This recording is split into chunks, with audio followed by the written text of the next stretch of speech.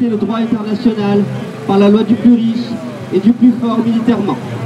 Le droit des femmes, des immigrés, des minorités, les droits à l'avortement, à l'éducation, le droit du travail sont en très grave danger.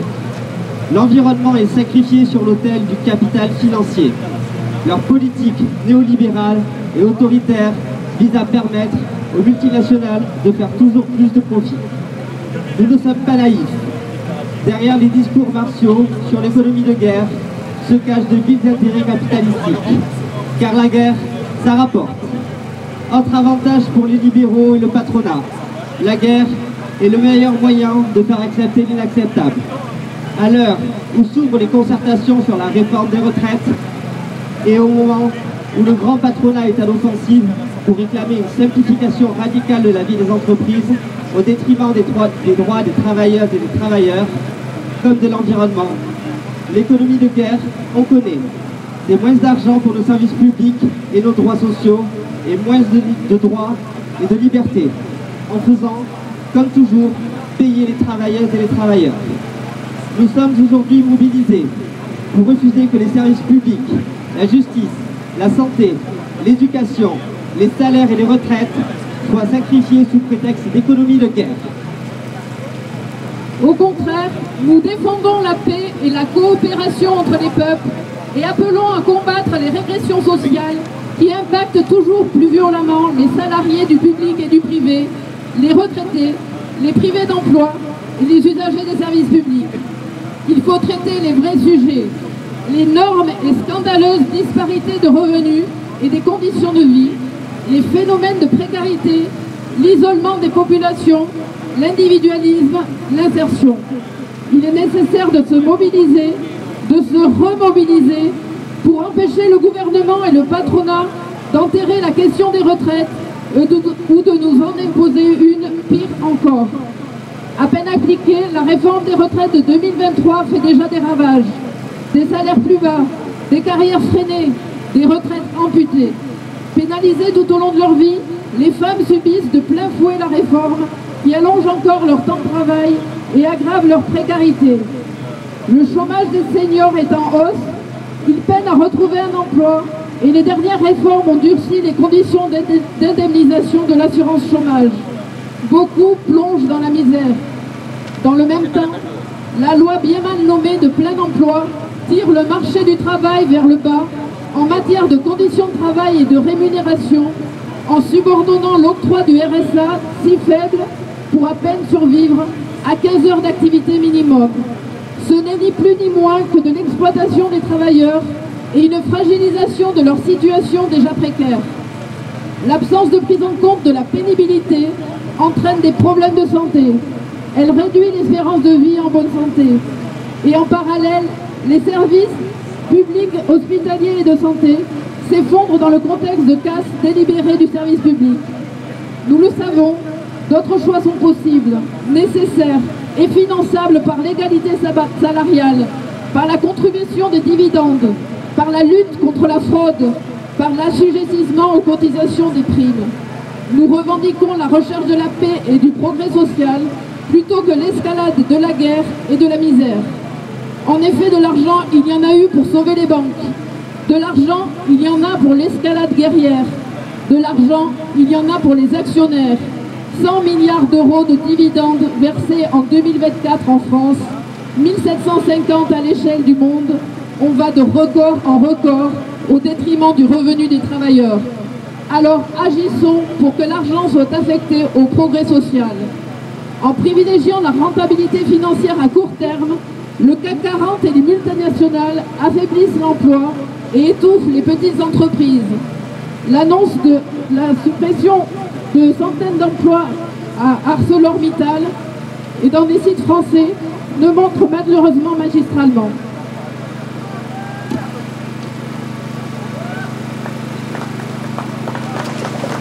À l'inverse, si on augmente les salaires plutôt que de verser de l'argent aux actionnaires, on finance en même temps les retraites grâce aux cotisations.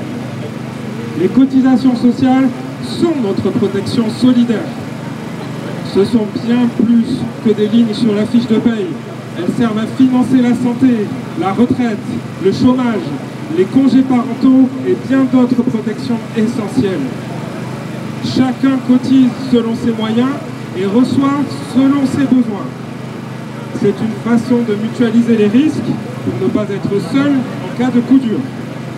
C'est aussi le principe qui a inspiré la naissance de la sécurité sociale il y a 80 ans.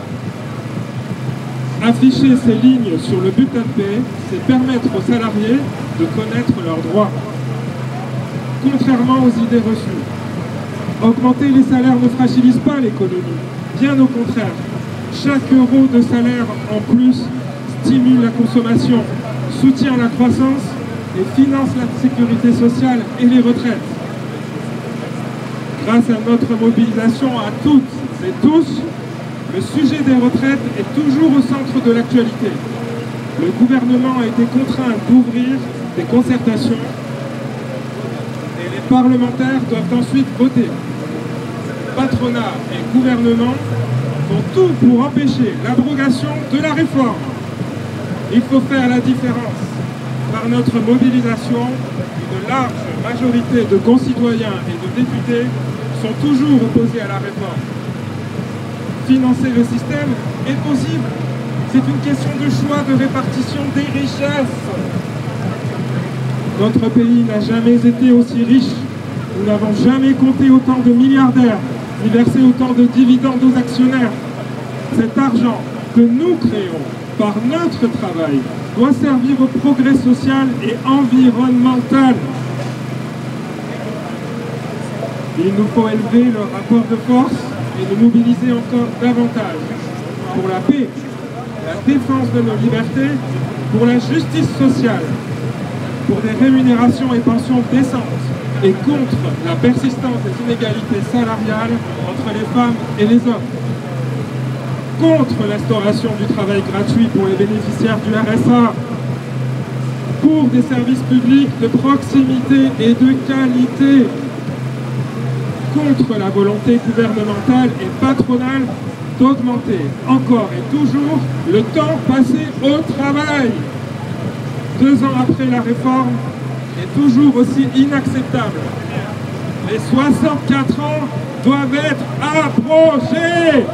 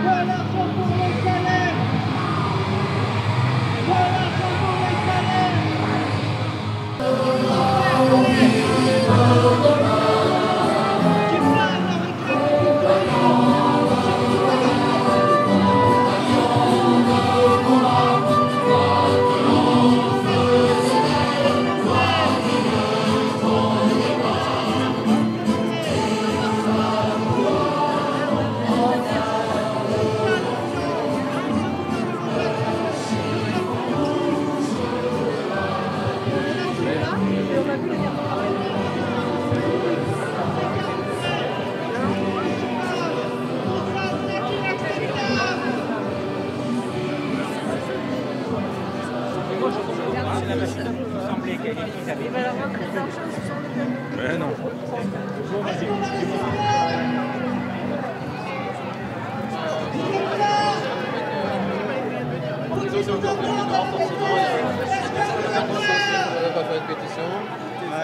Il n'y a pas de salaire minimum, évidemment. De l'argent, il y en a dans les caisses du patronat. De l'argent, il y en a.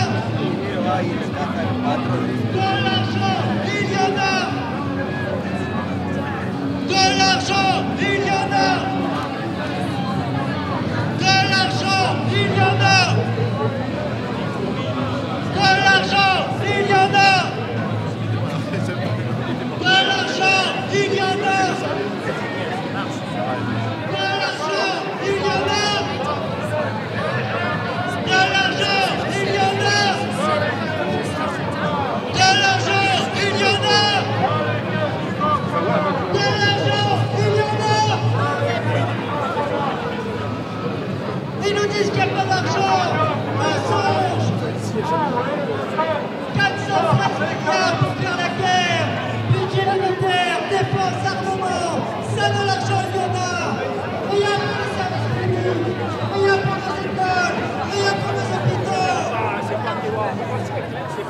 De l'argent, il en faut pour les services publics.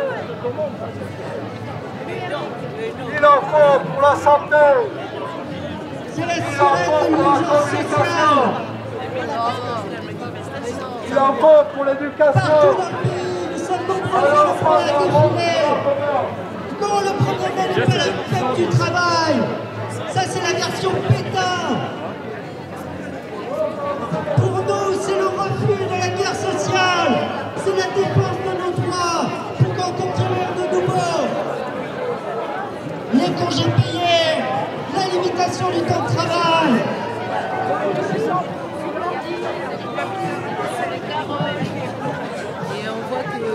Le gouvernement mène une politique antisociale de bout en bout. C'est inacceptable. Nous ne l'acceptons pas. Nombreux et nombreuses, partout la colère dans ce pays. Ça suffit.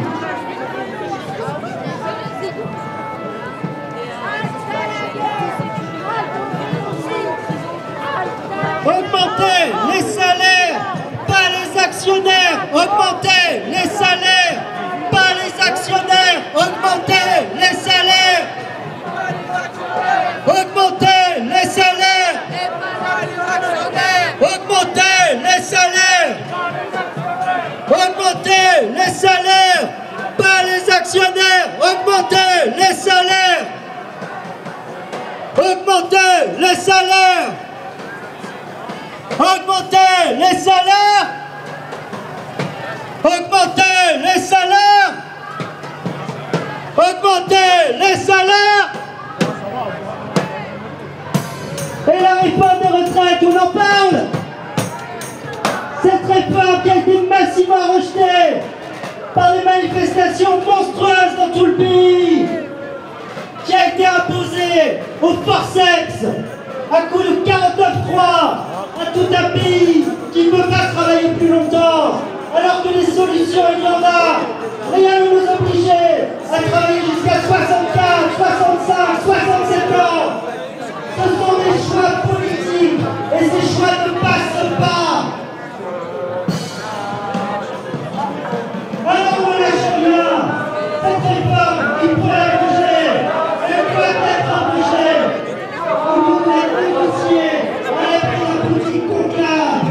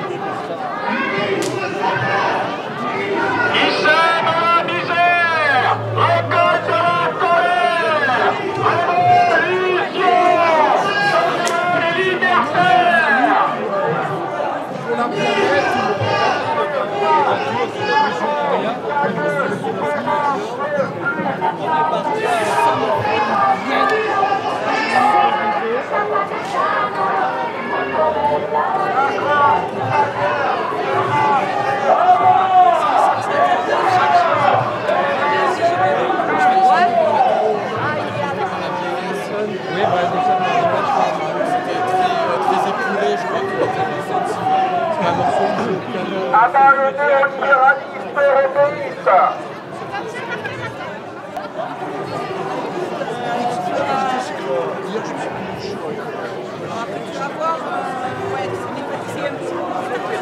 Mais il n'y a rien marqué sur les panneaux. C'est exprès. Plein.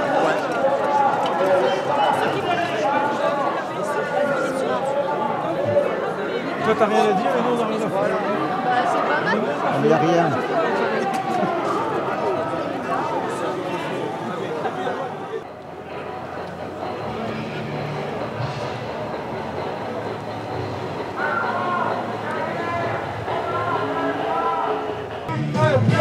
Ne connaît pas de frontières. On est tous les pays unis. La lutte de classe ne connaît pas de frontières. Prolétaires de tous les pays, unissons-nous. La lutte de classe ne connaît pas de frontières. Prolétaires de tous les pays, unissons-nous.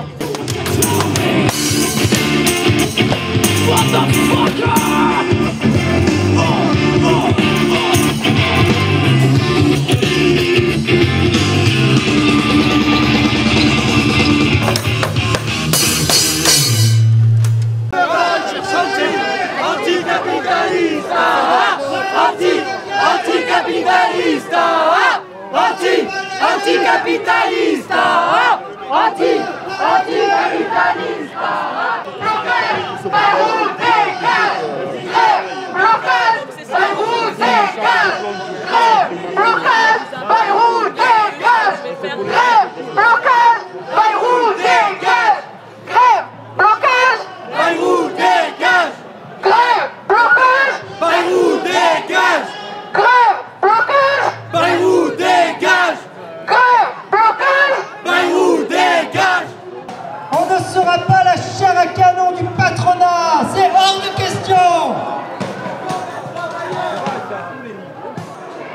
Augmentez les salaires. Augmentez les salaires. Augmentez les salaires.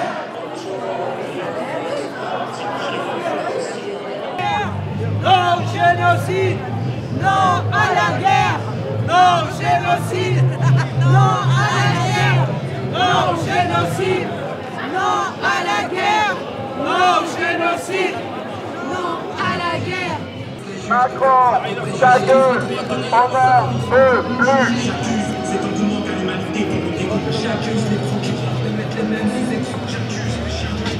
300 milliards pour les éoliennes, 300 milliards de corruption pour les éoliennes, 300 milliards de détournement pour les éoliennes, et rien pour le peuple, rien pour la sécu, rien pour les retraites. Pas pour la guerre, pour nos forêts, pas pour la guerre. Le gouvernement oligarchique va en guerre.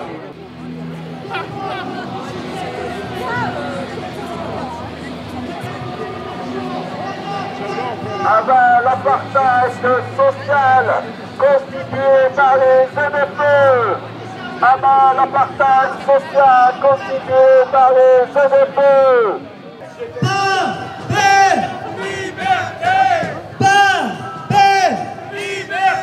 On ne vous entend pas à l'Élysée. Pas paix.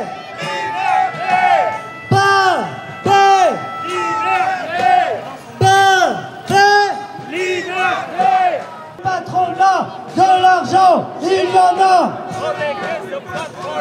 De l'argent, il y en a.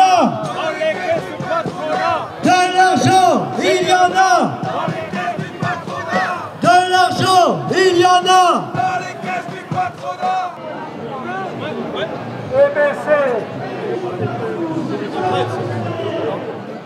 Augmenter les retraites, augmenter les salaires, du pognon.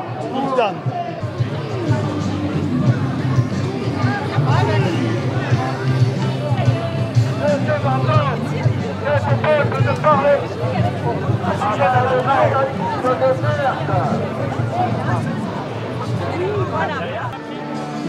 300 milliards pour les éoliennes, 300 milliards.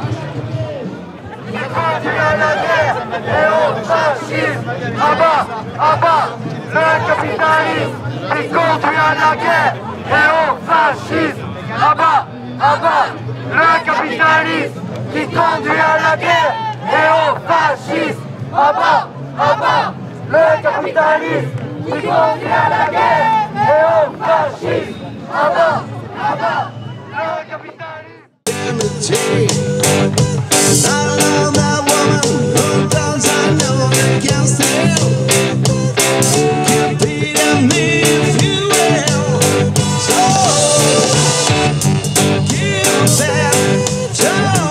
Back and forth.